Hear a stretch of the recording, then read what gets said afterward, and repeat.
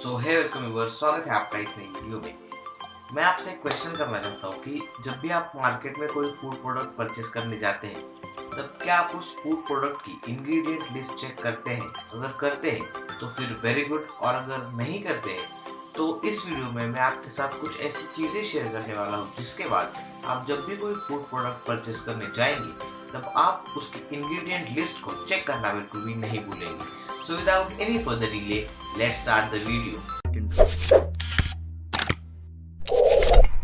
तो इस वीडियो में हम बात करने वाले हैं फैट्स के बारे में। अगर फैट्स को आपको सिंपल वर्ड्स में बताया जाए तो वो ऐसे इम्पोर्टेंट मॉलिक्यूल्स होते हैं हमारी बॉडी के लिए, जो हमारी बॉडी के प्रॉपर फंक्शनिंग के लिए इम्पोर्टेंट होते हैं, लेकिन उसे हमें सर्टेन अमाउंट में कंज्यूम करना चाहिए, तभी वो हमारे बॉडी के लिए हेल्पफुल होते हैं। तो फैट्स को मेनली दो क्लासेस में क्लासिफाई किया जा सकता है। First is saturated and second is unsaturated. अगर सैचुरेटेड की बात की जाए तो वो नॉर्मल रूम टेम्परेचर पर सॉलिड स्टेट में प्रेजेंट होते हैं, और उनके कुछ एग्जांपल्स ये रहे। और ये जो सैचुरेटेड फैट्स है वो हमें एनिमल सोर्स से मिलते हैं। सैचुरेटेड फैट्स सर्टेन लिमिट में हमारे बॉडी के लिए हेल्पफुल होते हैं। अब बात करते हैं अनसैचुरेटेड फैट्स के बारे में। तो ये जो अनसैचुरेटेड फैट्स है वो नॉर्मल रूम टेम्परेचर पर लिक्विड स्टेट में प्रेजेंट होते हैं, और उनके एग्जांपल्स ये रहे। और ये जो अनसैचुरेटेड फैट्स है वो हमें बेसिकली प्लांट ओरिजिन से मिलते हैं। अब यहाँ पर बात खत्म हुई सैचुरेटेड फैट्स की, अब फोकस करते हैं अनसैचुरेटेड फैट्स के ऊपर। तो अनसैचुरेटेड फैट्स में कार्बन कार्बन जो एटम है उनके बीच डबल बॉन्ड होने की वजह से इनमें एक ऐसी कैपेबिलिटी होती है कि ये अपने जो एटम्स है उन्हें इंटरचेंज कर सकते हैं, जिसकी वजह से इसे फर्दर दो क्लासेस में डिवाइड किया जा सकता है। फर्स्ट इज सिस एंड ट्रांस। तो सिस के बारे में तो आपने कभी सुना नहीं होगा, लेकिन कुछ फूड प्रोडक्ट्स ऐसे होते हैं जहाँ पर उसकी इंग्रेडिएंट लिस्ट में ट्रांस फैट ऐसे मेंशन किया होता है, तो वही होते हैं ट्रांस फैट्स। तो ट्रांस फैट के बारे में अगर बात की जाए तो ये हमारे बॉडी के लिए बहुत ही ज्यादा हार्मफुल होते हैं, लेकिन हम फिर भी ट्रांस फैट को यूज करते हैं क्योंकि ये बहुत ही ज्यादा स्टेबल होते हैं और ये जल्दी से खराब नहीं होते, इसलिए इसका यूज किया जाता है। लेकिन ये हमारी बॉडी के लिए अनहेल्दी होते हैं। तो जब भी आप मार्केट में कोई फूड प्रोडक्ट परचेस करने जाएंगे तो उस फूड प्रोडक्ट के इंग्रेडिएंट लिस्ट में ट्रांस फैट अगर मेंशन किया हुआ है तो आपको एक चीज ध्यान में रखने की जरूरत है कि वो फूड प्रोडक्ट हमारे हेल्थ के लिए बिल्कुल भी अच्छा नहीं है।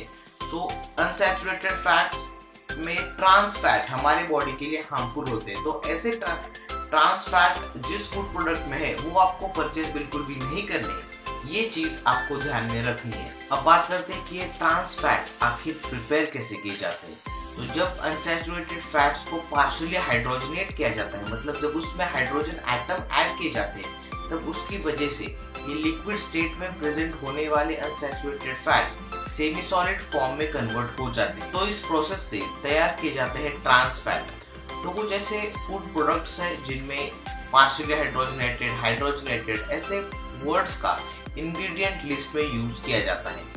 तो आपको ये समझना जरूरी है कि वो और कुछ नहीं बल्कि ट्रांस फैट है, जो कि हमारी बॉडी के लिए बहुत ही ज्यादा हार्मफुल है। तो ऐसी बहुत सारी फूड मैन्युफैक्चरिंग कंपनीज है जिन्हें मालूम है कि ये ट्रांस फैट हमारी बॉडी के लिए हार्मफुल है, लेकिन फिर भी वो इस ट्रांस फैट का अपने फूड प्रोडक्ट में यूज करते हैं, क्योंकि इसके वजह से उनके पैसे बचते हैं।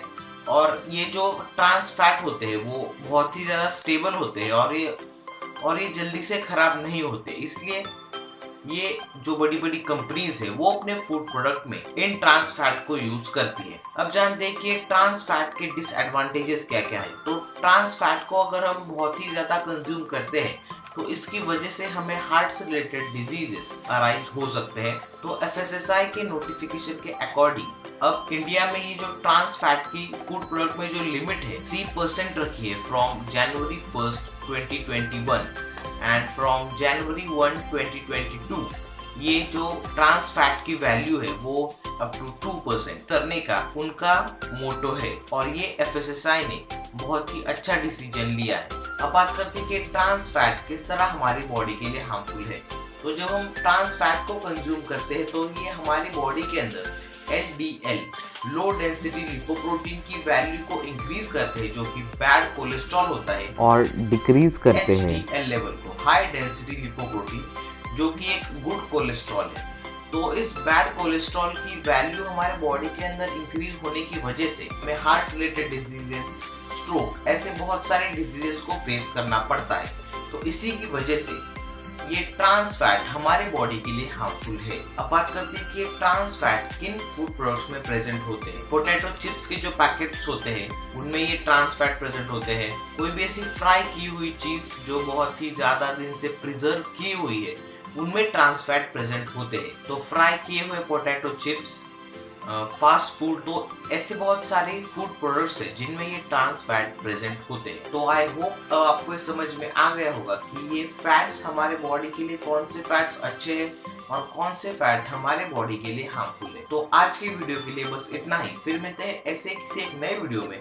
Till then keep watching for more and finally thanks for watching.